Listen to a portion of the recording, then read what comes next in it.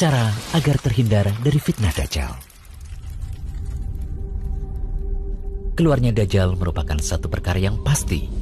Dajjal akan berusaha menyesatkan manusia dari jalan Allah Subhanahu wa Ta'ala, sehingga orang yang beriman semestinya mengetahui sifat serta fitnah-fitnah Dajjal agar terhindar dari kesesatannya. Pengetahuan tentang kiat agar kita terlindungi dari fitnah Dajjal sangatlah penting, karena kita semua menyadari bahwa saat ini kita hidup di akhir zaman. Siapa saja yang nanti akan bertemu Dajjal, bisa saja ia akan terpedaya oleh fitnahnya dan menjadi pengikutnya. Nabi SAW telah menunjuki pada umatnya mengenai apa saja kiat untuk membentengi diri dari fitnah Dajjal.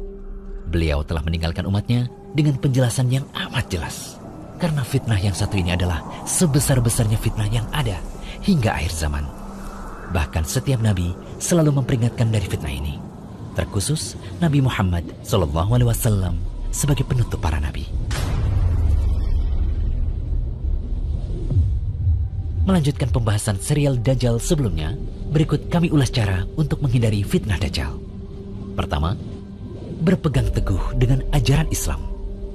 Modal utama untuk menghadapi fitnah Dajjal adalah dengan mengenal ajaran Islam dengan benar, terutama lebih mendalami nama dan sifat Allah. Karena dengan mengetahui hal ini, seseorang pasti tidak akan tertipu dengan tipu muslihat Dajjal. Dajjal itu manusia biasa yang butuh makan dan minum, sedangkan Allah tidak demikian. Dajjal itu buta, sedangkan Allah tidak. Tidak ada seorang pun yang dapat melihat Allah di dunia sampai ia mati.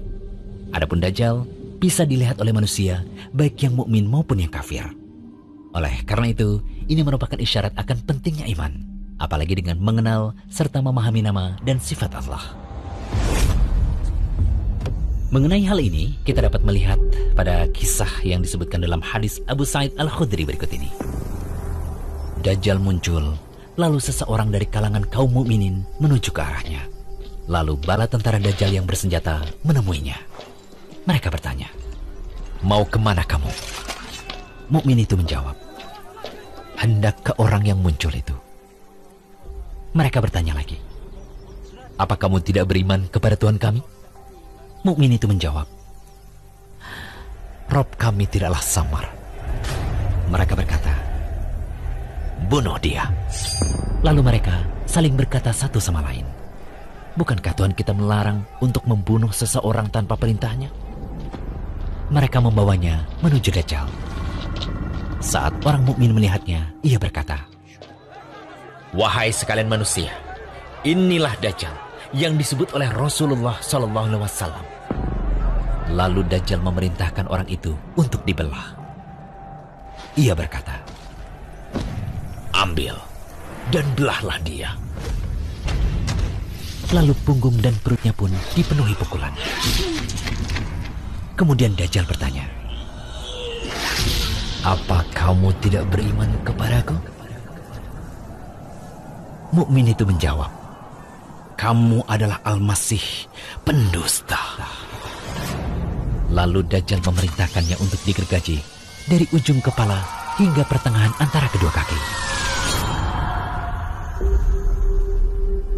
Kemudian Dajjal berjalan di antara dua potongan tubuh itu, lalu berkata, "Berdirilah."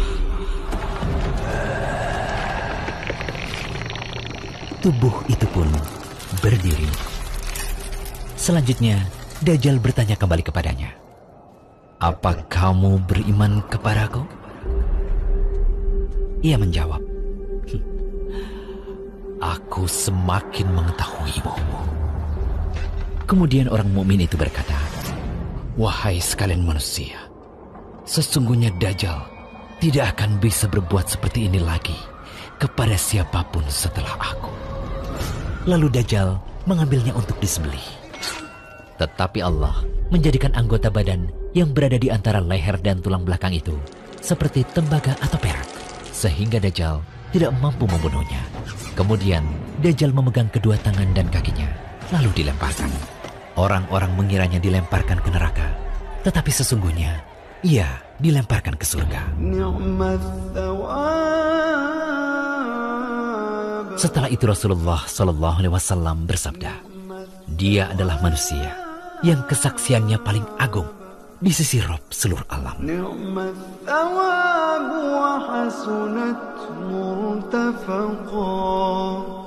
Kedua, berlindung pada Allah dari fitnah Dajjal, terkhusus dalam sholat.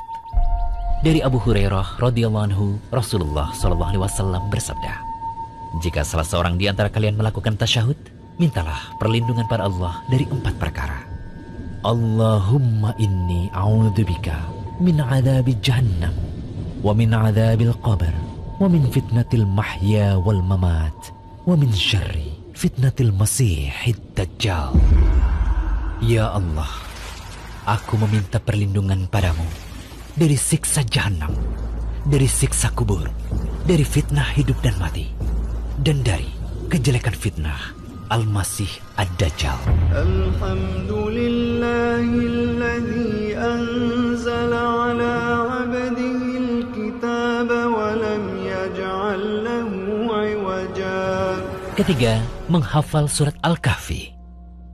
Nabi SAW telah memerintahkan untuk membaca awal-awal surat Al-Kahfi agar terlindungi dari fitnah Dajjal. Dalam riwayat lain disebutkan akhir-akhir surat Al-Kahfi yang dibaca. Intinya surat Al-Kahfi yang dibaca bisa awal atau akhir surah. Dan tentu yang lebih sempurna adalah menghafal seluruh ayat dari surah tersebut. Dari Abu Darda, ia berkata bahwa Nabi SAW bersabda, barang siapa menghafal 10 ayat pertama dari surat Al-Kahfi, maka ia akan terlindungi dari fitnah Dajjal. Hadis riwayat Muslim. Dari An-Nawas bin Sam'an, ia berkata bahwa Rasulullah SAW bersabda, barang siapa di antara kalian mendapati zamannya Dajjal, bacalah awal-awal surat Al-Kahfi. Hadis riwayat Muslim. Dalam hadis lain juga disebutkan dari Abu Darda, ia berkata bahwa Nabi SAW bersabda, barang siapa membaca 10 ayat terakhir dari surat Al-Kahfi, maka ia akan terlindungi dari fitnah Dajjal. Hajjaj berkata, barang siapa membaca 10 ayat terakhir dari surat Al-Kahfi. Hadis riwayat Ahmad. Syekh Shu'aib Al-Arnaud mengatakan bahwa hadis ini sahih. Imam Nawawi rahimahullah berkata, kenapa yang dianjurkan untuk dibaca adalah surat Al-Kahfi? Karena di awal surah tersebut terdapat ayat-ayat yang menakjubkan. Siapa yang mau merenungkannya, niscaya ia akan terlindungi dari fitnah Dajjal. Di dalam surah Al-Kahfi, sungguh banyak kisah-kisah yang dapat dijadikan ibrah. Mulai dari kisah penghuni gua, kisah Musa dan Khidir, dan kisah Dzulqarnain, juga terdapat penetapan hari kebangkitan. Oleh karena itu, sudah sepantasnya surat ini dibaca, difahami maknanya, dan lebih baik lagi dihafalkan. Keempat, menjauh dari Dajjal. Saat Dajjal keluar, jangan sesekali mencoba mendekat. Meski kita memandang ilmu dan iman sudah dirasa cukup. Karena bisa jadi seseorang menyangka bahwa ia memiliki iman yang kokoh, namun ia terperangkap syubhat Dajjal. Lalu akhirnya ia pun menjadi pengikut setianya. Dari Imran bin Husain, ia berkata bahwa Rasulullah SAW bersabda, barang siapa mendengar berita kemunculan Dajjal, maka menjauhlah darinya.